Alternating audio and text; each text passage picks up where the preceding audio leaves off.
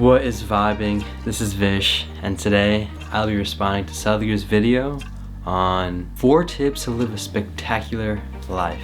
Also, if you could hit that subscribe button, I would be truly grateful. I'm a meditation coach and have guided hundreds of people in their meditation journeys. If you have any questions as to how to start, or even want a one-on-one session with me, either comment down below or message me on Instagram at VishVibes. Sadhguru is a yogi, mystic, and visionary who is truly enlightening the world.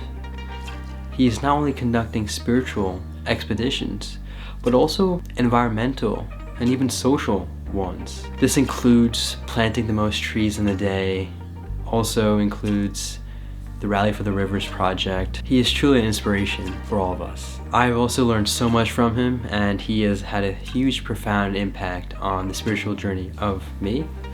And let us see what he has to say about how do you live a spectacular life.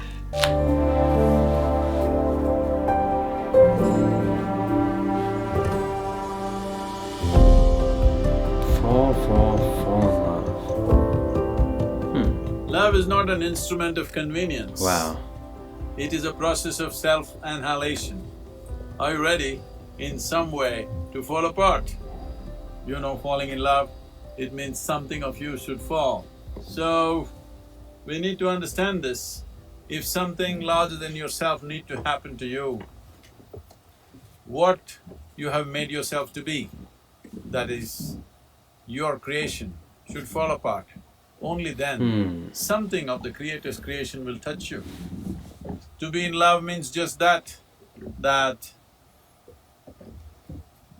it is not about your thought and emotion. A dimension beyond you has become a part of you. If it matures, it becomes devotion. If it further matures, it leads to dissolution.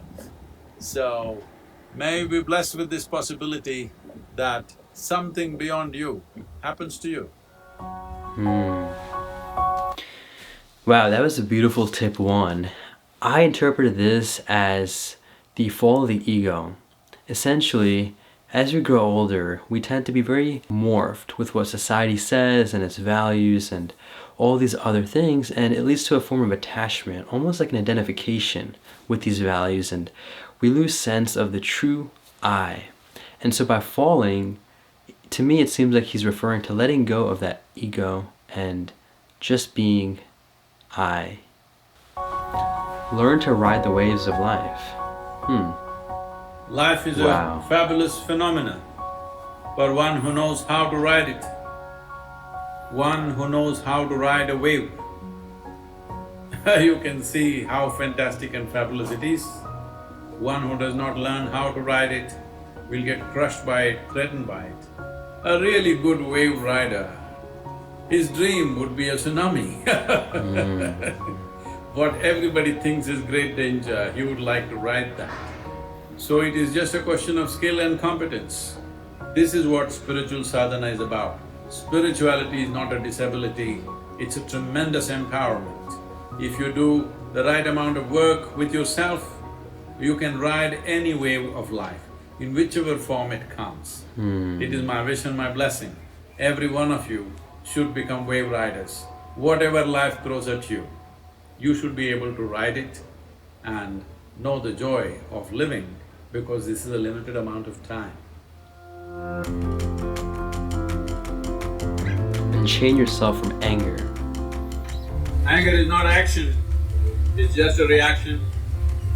In a state of reaction, you naturally are in a state of enslavement. We need to understand this. When something other than the deepest core of yourself determines what you do and how you are, that's enslavement. Well, anger is a sure way of being enslaved, but a whole lot of people think anger is a kind of empowerment. Yes, if you have donkeys around you, you might have produced some results with anger, but you tried every day. After some time, nobody will be around you. I love that. And he even refers to in other videos how being angry is almost like you drinking the poison expecting someone else to die. Take a second to just think about that. when you get angry, the only harm you're doing is to yourself. And so, again, the emotion itself is not necessarily wrong or bad, but it's important to be detached to that emotion. That way, you don't get affected by it. That way, it becomes even more temporary than it already is. Make your experience of life pleasant through inner engineering. Yes. Who you are is entirely your making, so at least the way you are should be to your liking. If you're not even to your liking, why should the rest of the world suffer you? This one thing you must do. This is a fundamental responsibility, and this is something that you deserve, that you must be to your liking. That means, at least when you're alone, you are well. When we deal with the world, there are many challenges. But at least when you're alone, you must be a wonderful happening. This is something you must do. This is what spiritual process means, that you made yourself to your own liking. Well, some people will like you, some people will not like you. But if you're not to your liking, then what is the point? This is what karma means, that your life is your making. Make it happen, that your life is pleasant in experience to yourself. Once that happens, you will see, in some way you will be to everybody's liking. There'll always be some people who dislike everything. It's all right, it's their freedom to do that. But the most important thing is that you're happening the way you want yourself to be. Let's make it happen. In engineering, I'm telling you, you must engineer yourself the way you want. Otherwise, what's the point of living here? Love is not an instrument of convenience. Love is a process of self-annihilation. Life is fabulous phenomenon if you know how to ride it.